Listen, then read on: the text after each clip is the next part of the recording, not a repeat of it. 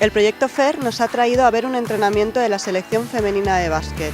Dentro de unas semanas se juega en el Mundial en Tenerife. Esperemos que jugando en casa tengan la suerte suficiente para poder subir al máximo escalón. Hoy empieza todo.